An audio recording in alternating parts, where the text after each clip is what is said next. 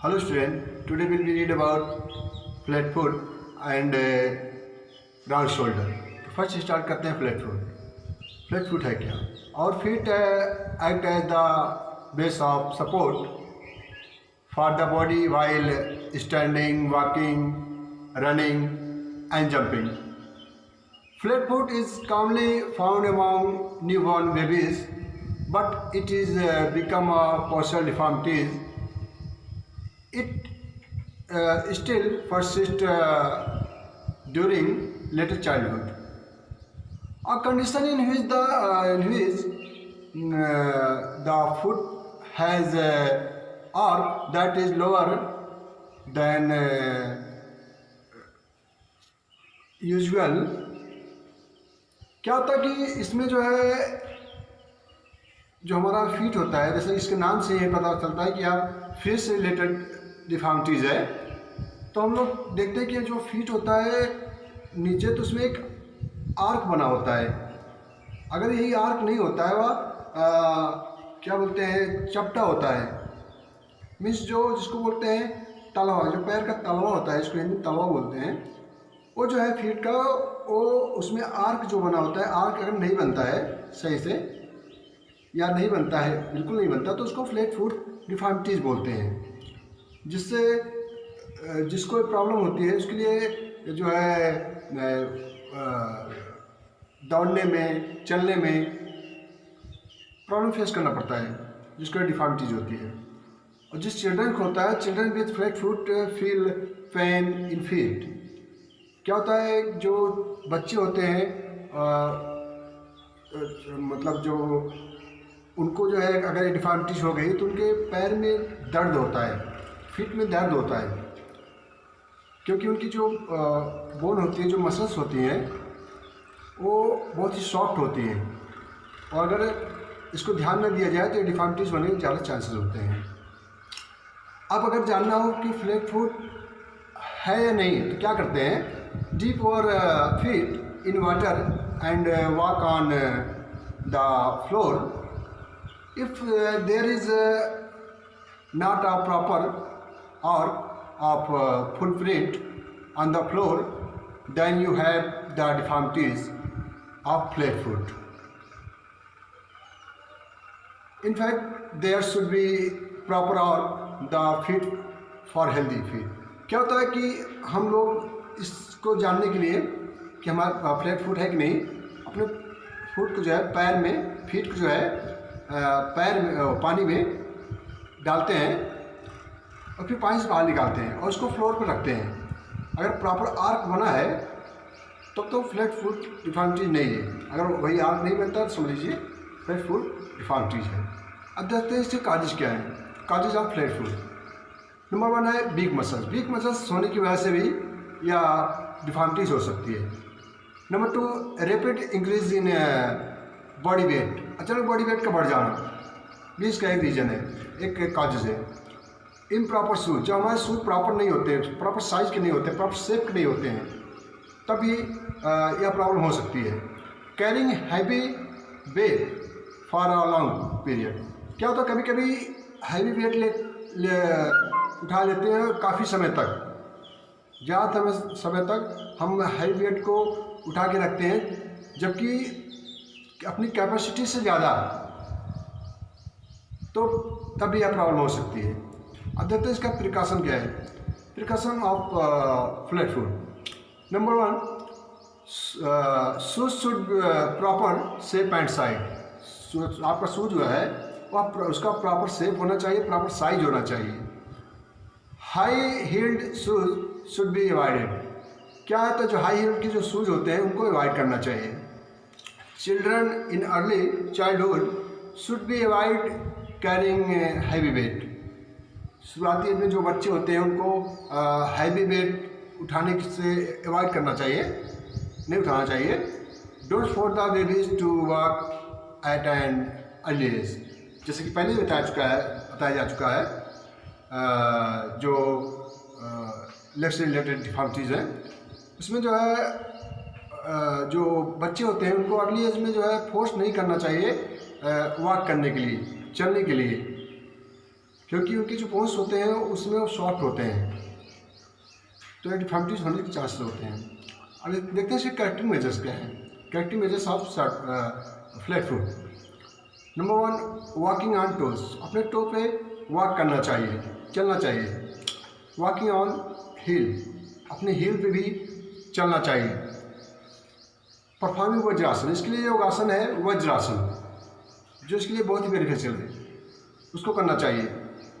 Jumping on toes for some time, और अपने toes पर सम टाइम मतलब जंप करना चाहिए। Stand up and down on the heels, और अपने हील पे अप डाउन करना चाहिए। तो ये जो है करेक्टिव मेजर्स हैं। ऐसा करने से जो है जो ये डिफॉर्मिटीज है उसको सही किया जा सकता है अगर डेली ऐसा कर रहे हैं तो। अब देखते हैं हमारा दूसरा है राउंड शोल्डर। राउंड शोल्डर है क्या, डिफॉर्मिटीज कैसे है। In this person deformities shoulder become round, sometimes they seem to be forward. Shoulder become round and sometimes they seems to become round या bend forward।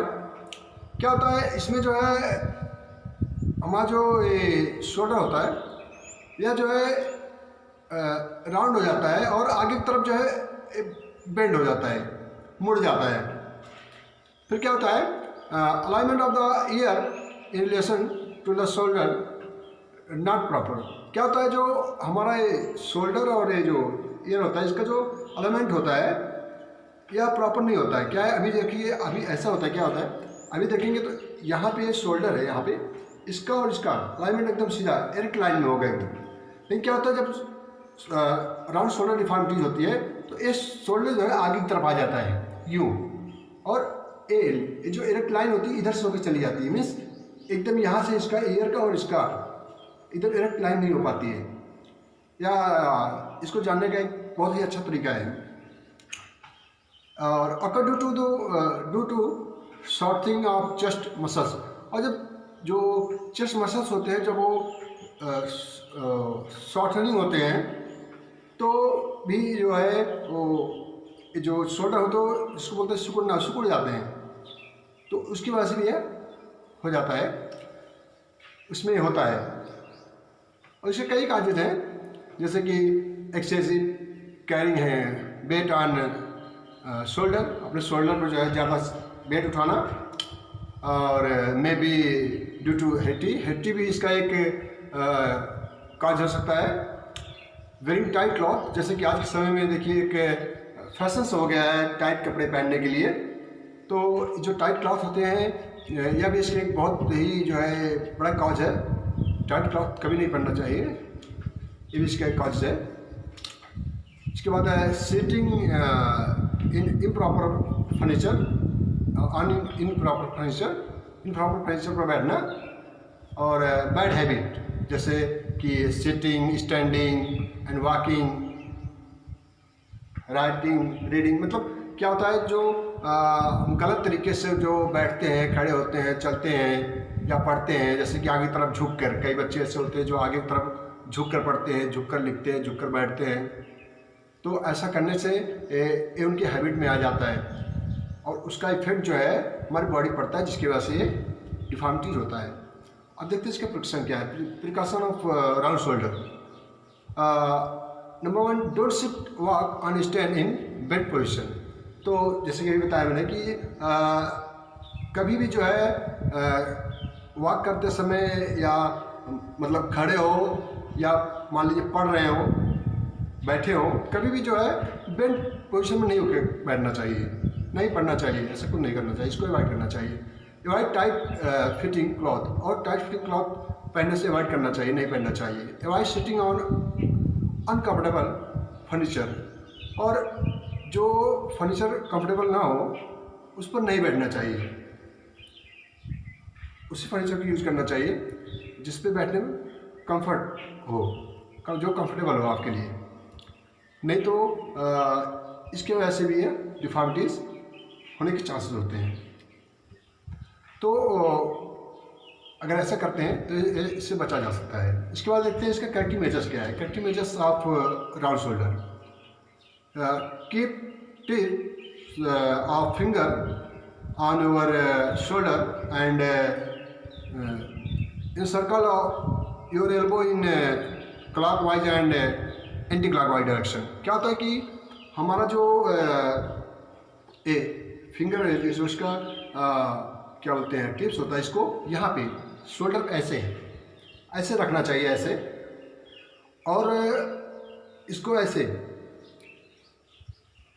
घुमाना चाहिए क्लॉकवाइज एंटी क्लॉकवाइज दोनों तरफ से। और उसके लिए जो योगासन है उसको करना चाहिए, जैसे कि धनुरासन, चक्रासन, या इसके लिए बहुत बेनिफिशियल है। तो ये इसके करेक्टिव मेजर्स हैं जिसको करने से इस डिफॉर्मिटीज को जो है जिसको करके सही किया जा सकता है। अगर प्रॉपर या रेगुलर अगर किया जाए तो सही तरीके से हर एक चीज़ जो है, चाहे वो एक्सरसाइज हो या योगा हो, सभी को करने का जो तरीका होता है वह सही होना चाहिए, तभी वह जो है आपको जो है उसका लाभ मिल पाएगा, तभी वह बेनिफिशियल होगा आपके लिए। ओके।